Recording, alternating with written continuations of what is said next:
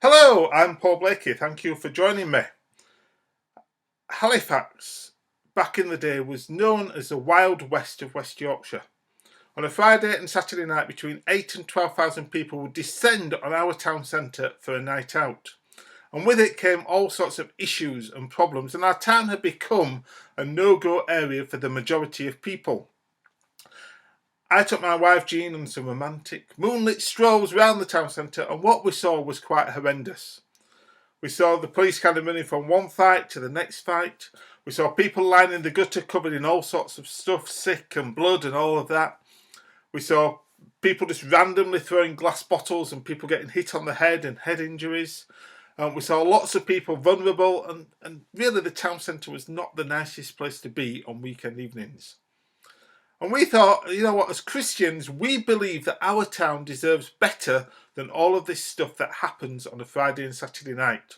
The churches together and the YMCA have got this wonderful cafe facility, and thought, wouldn't it be great to open the cafe as kind of a safe place drop-in on a Friday and Saturday night between 9 o'clock and 3 in the morning. So we took this idea to the churches together and the YMCA, who said, yeah, we'd love to use the cafe. We think you'll be murdered, but we'll say yes anyway. I'm not quite sure what that says about me, but there we go. And a week later, I was sat in a meeting with the town centre police sergeant, a chap called Dave Apsey. I introduced myself after the meeting and shared with him this idea, and Dave got very excited. Have you ever seen an excited policeman? It's always good. And he went away to talk to his bosses, and he came back to us a week later even more excited. He says, you know, lots of agencies have talked about the issues in the town centre, but if you're actually prepared to do something as opposed to just talk about doing something, we want to work with you, support you, do whatever we can to help make it happen. He then produced a cheque for £1,000 from his back pocket. The police don't often turn up at meetings with £1,000 in their back pocket. And he says, we'll do your training, we'll give you town centre radios, but can you launch in 2 weeks' time, Friday the 25th of November 2005. So 3-4 of us sat in our cafe with Dave and says, yeah, go on then, let's give something, or let's commit to 6 weeks of doing something. So we sent out an email to all the churches. The local paper ran this very helpful headline that said, drop by if you're drunk, which wasn't quite where we're going, but there we go. And we turned up at our cafe for 9 p.m. on Friday the 25th of November 2005, not having a clue what we were doing and not having a clue what to expect, if I'm honest. Now, our cafe is not that big. You know, it probably seats about 20 people with tables and chairs and a coffee counter and all the rest of it. And amazingly, 50 people turned up to volunteer that night. Now, I had a problem. If anybody wanted help, they couldn't actually fit into the cafe to receive help because there was too many people sat there waiting to help them, which is a fantastic problem to have. So I thought, rather than just sit here waiting for people to come to us, why not go out into the town centre and see what the needs and the problems and the issues are out there on the streets of the town centre. We spoke to the police, they said yes, and so we went out on the first night dressed in our normal clothes. We thought, you know what, actually the title Safe Place Cafe doesn't quite work. So we brainstormed and somebody came up with the name Street Angels. And really that's where Street Angels was born. Safe people that patrolled the cafe as well as offering this safe place drop-in back at our cafe base. As I said, on the first night we went out in our normal clothes. On the Saturday morning we went into Halifax Borough Market and bought every yellow jacket that we could lay our hands on, as we thought it'd be good to have a kind of uniform. I think the stallholder thought Christmas had come a month early. And that's really where Street Angels launched. People wandering around in these fluorescent yellow jackets, as well as offering this safe place back at our cafe. And I always remember this probably our second or third weekend, 1:15 Sunday morning, so Saturday night into Sunday morning. We were walking along Commercial Street in Halifax Town Centre. Outside one of the banks, there were these two young ladies dressed in a crop top and short skirt, as people often are on cold December nights in town centres. And they kind of wandered off as we approached them in our day-glow fluorescent yellow jackets. There were myself and two ladies on the team. With the wall guiding them and helping them, they went round the corner into quite a horrible pub and club. And we thought nothing else of it. We watched them disappear down into the entranceway. About half an hour later, we got a call on the radio. One of these girls had passed out and was unconscious in the toilet, so the club had called an ambulance for her. The other girl was still conscious, so the club had kind of carried her out, sat her down on the doorway, on some steps, and said, can either the police or the street angels come and help, please? So I turned up with the two ladies in my team. Quite a pretty young lady, long blonde hair, had been rolling around the toilet floor, so I'll leave that to your imagination what she was covered in. The police turned up. The girl was quite violently sick, at which case the police kind of left us and said, we'll leave her for you to deal with. Thank you very much. And she was sat on this alleyway. It was slightly drizzling. People were making fun of her as they came down the alleyway, and we said, we can't leave her here. Let's walk her back to our cafe. So we stood her up and she fell down. We stood her up again and she fell down. So we said, okay then, let's carry her back to our cafe. So we set off on this alleyway, carrying this young lady through the town centre back to our cafe base. As we got to the end of the alley, another team of street angels came up to us, and one came up to me and said, Paul, I'm her teacher. She's 14 years old. We said, we'll leave that for later. We carried her through the town back to our cafe, got her settled down, found her mobile phone on her, actually cleaned her up because she'd been running around the toilet floor. Found her parents' phone number, phoned them, who said, basically, we're not interested. Don't send her home in that state. Just don't. Which we thought, oh dear. After about an hour being in our cafe, we managed to find her sister's phone number. We phoned her sister. Sorry. She came to town with a friend, picked her up and took her back to this friend's house. We thought nothing else of it other than we'd help quite a vulnerable 14-year-old girl away from the streets of Halifax to somewhere safe. 4.5 years later, this same girl came up to me. She says, oh, you won't remember me, will you? I said, oh, yes, I do. And I quickly recap the story. She says, that night changed my life. And she began to unpack her story. She says, I've been going into Halifax Town Centre every weekend from the age of 12. Often I won't have money to buy drinks, so I'd go into alleyways to do whatever with lads in order to get money out of them, which would then give me a night out. She says, basically, my family life was destroyed, was rubbish. My school life was going nowhere. Basically, my life was a mess. And her exact words were, because you idiots in yellow jackets decided that I was worth looking after, I decided that my life was worth more than the life that I was living. She stopped going out drinking. She settled down at school, and through the help of that street angel teacher who only actually came out that once, she'd settled down at school and done well at GCSEs, stopped in at school to do A-levels, and was at home for the first Easter holidays from her first year at university. Her family life was sorted. She says, my life changed when you idiots in yellow jackets decided that I was worth looking after. And that is the power of all that we do as street angels. As we wander around town and city centres across the UK, it's about loving the person in front of you. And often it's very, very simple things that make a profound difference. So we have lots of these that we hand out. Flip-flops. Young ladies who go on a night out in high heels, get midway through the evening, take off their high heels, walk through the town centre barefoot, stand in some glass. A number of times I've knelt on the floor, picked a bit of glass out of a girl's foot, wiped it over with some antiseptic wipe, put a plaster on it, given her a pair of flip-flops, and given her the advice, if it turns bad in the morning when you're sober, then go to the doctors or the A&E. That costs about £1. Before we came along, if someone stood in glass and their foot was bleeding, they would probably have phoned an ambulance. So very simple things that make a massive difference. We also have these available. Not for dressing up turkeys at Christmas, but these are blankets. You may notice that people on nights out often don't wear many clothes. So we have packs of these available that if we see people that are sat down shivering, we give these out. We dress them up in one of these, which then raises the body temperature. I'll tell you a fantastic story. Our team up in Redcar. Redcar, as you know, is by the North Sea. So it's very cold. One winter's evening a couple of years ago, the temperature had fallen to about -4, -5. The team walk along the high street, round the clock tower at the end and then back, as well as patrolling the seafront. As they went round the clock tower, they came across this young lady sat there. not particularly underdressed, but not particularly dressed for the -4, -5 temperature it was either. She was sat there shivering. The team got one of these on her. They took off their jackets and put jackets on her just to raise the body temperature. 15 minutes later, a paramedic car drove past. They stopped. They came over to look and to deal with her and to give her attention.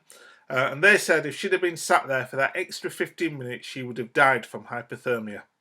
And all that had happened was she'd missed a bus. She just got to the bus stop in time to see her last bus driving away. She'd phoned for a taxi. The taxi said we'll be there in 45 minutes or so. She'd sat down on the steps to wait, and her body just went into shutdown over hypothermia. So again, very simple things. Loving the person in front of you that makes a massive difference. Bottles of water, first aid kits. So lots of our volunteers are first aid trained. And then my favourite thing that our teams carry, I don't know if you can just about see that, lollipops. I don't know who discovered this, but whoever did is amazing. Lots of reasons why we carry lollipops, and I usually say at this point, does anyone want to guess why we give out lollipops? Blood sugar, keep people quiet, but the real reason is, have you ever seen anybody having a fight with a lollipop in their mouth? I don't know who discovered this, but it works so well. If you see groups of lads kind of sizing up to each other, about to punch each other, etc., what we do is we send in a volunteer, a little old lady who works really well for this, and we go up and say, "Excuse me, lads, would you like a lollipop?" And immediately they kind of go, "What? Serious? Oh, okay then," because people like free things, don't they? So they take the lollipop, and by the time they've unwrapped it, because after a few pints, lollipops are hard to unwrap, put it in the mouth, they've forgotten they were fighting. It's amazing. I've seen that time and time and time again. So very simple things that make a massive difference in our town and city centres. And it works. In the first 12 months, violent crime in Halifax Town Centre reduced by 42%. 42% less violent crime, which of course means 42% less victims of violent crime. The Home Office were watching the figures very closely, and they did this in-depth investigation as to why the Halifax had kind of booked the trend nationally. And they worked out that, yeah, really, the Halifax police hadn't lied. Violent crime had gone down by 42%. And the reason was that A, the police were willing to work in partnership with other people, and B, because people who care were out on the streets of the town centre, caring for other people at a time when it most mattered. So because it worked so well in Halifax, we thought, you know, why not let's replicate and give away this idea, this project, to other towns and cities.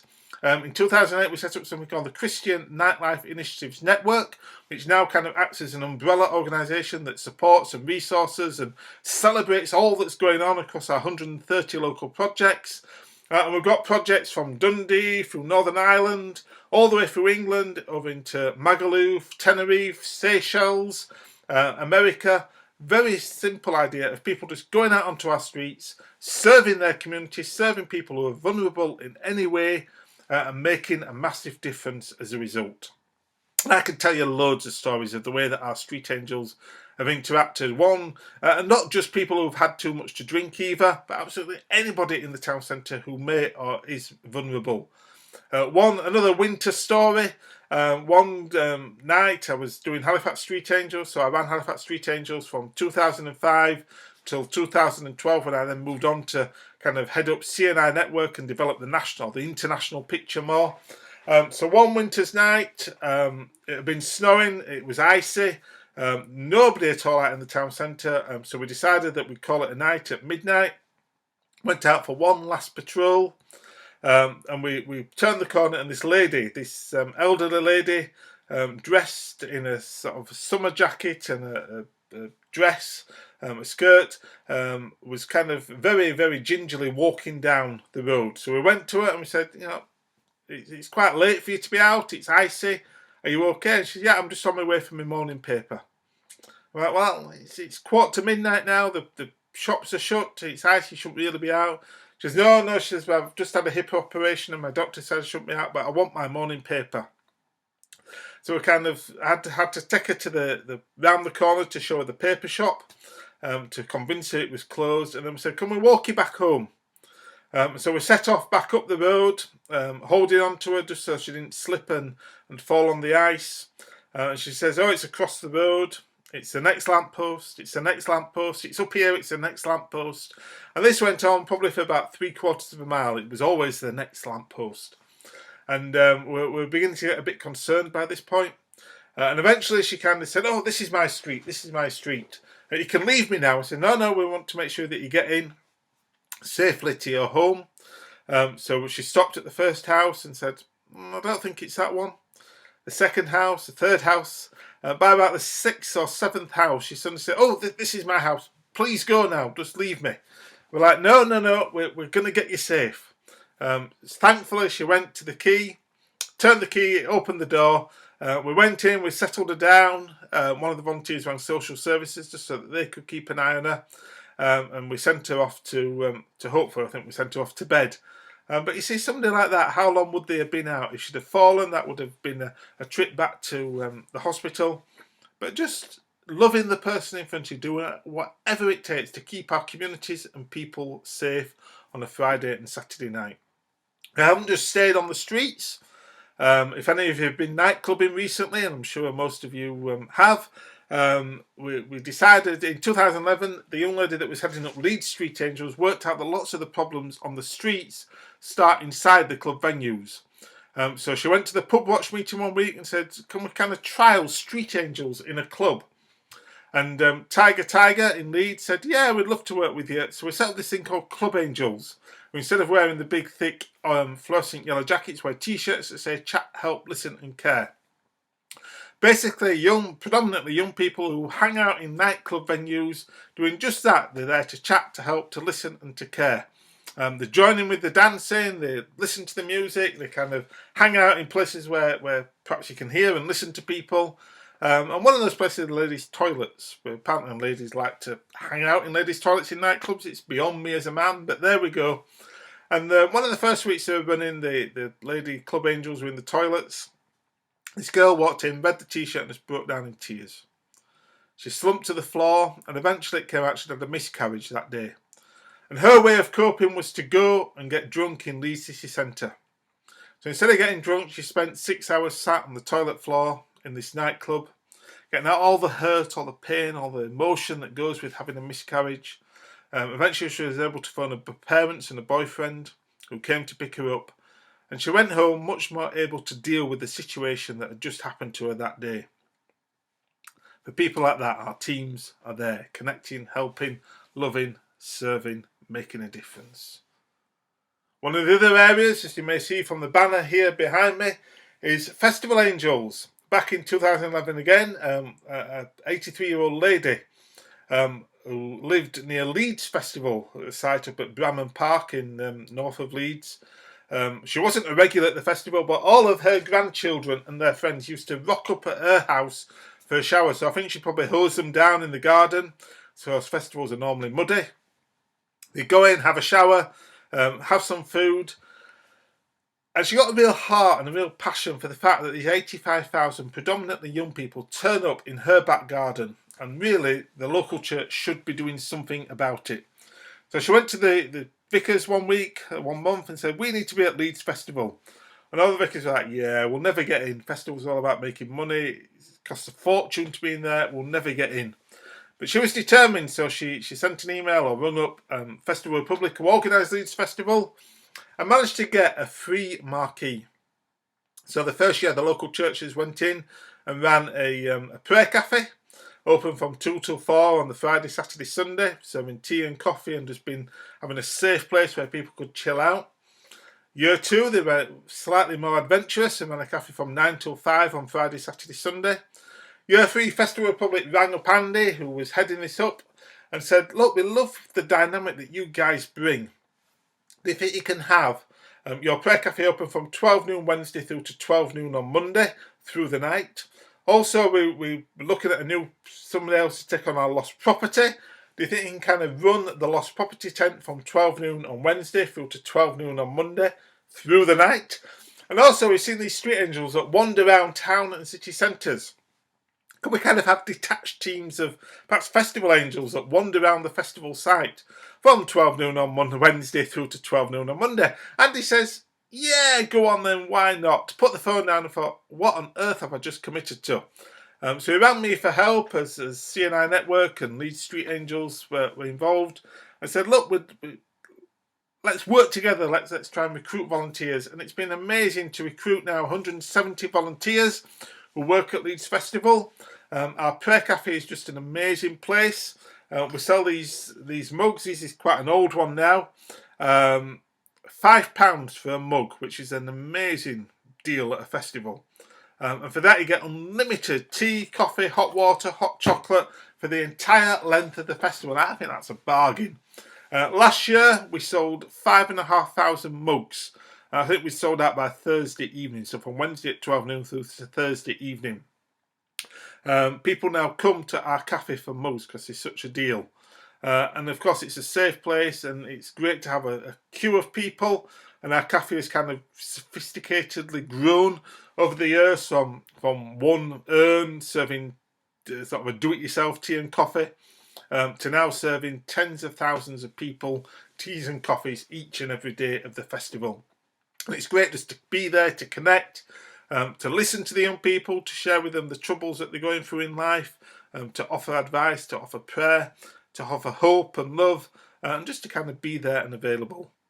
So that's the prayer cafe, £5 for a mug, great deal. If you know any young people going to Leeds Festival, do send them to our prayer cafe.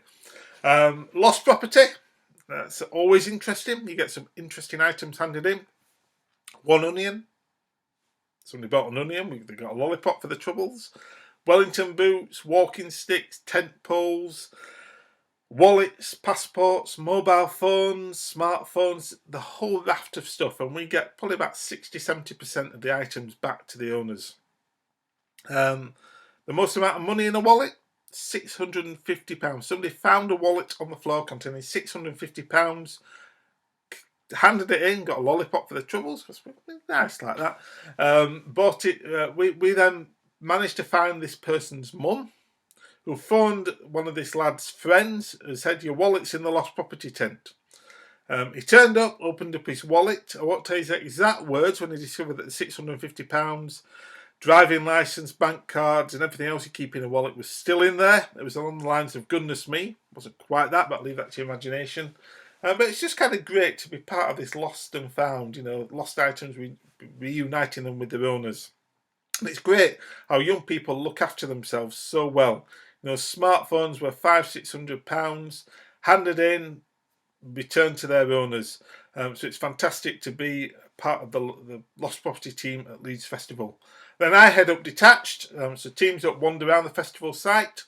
Amazing the number of people that buy tents on their way to the festival and don't have a clue what a tent is or how it goes up, so we're helping people put up tents. Also, buses tend to drop people quite away from the campsites, and wheelie cases don't wheel that well in mud. Who knew? Helping people carry their luggage, helping people navigate the site because it's a massive site, and then just been aware, been around the arena, just been aware of people, looking out for people, for situations, and helping out wherever we can. And it's great to be at Leeds Festival because it works so well at Leeds. We've exported this to other music festivals. In 2019, we were at 16 music festivals over the summer, up from 6 in 2018. From things like Candle Calling, where we ran Safe Hub caravans, Boardmasters, where we're doing detached teams. Lots of these different events where we're just there, just connecting with people, loving the person in front of us. And we also have this very trendy Jesus Loves Festivals banner. People love having a selfie with Jesus. It's great. We have big banners like this, and we put them up around our activity, around our tents, and people come up and take a selfie with Jesus. It's just part of the fun, and it's great to kind of connect with people and be part of all that.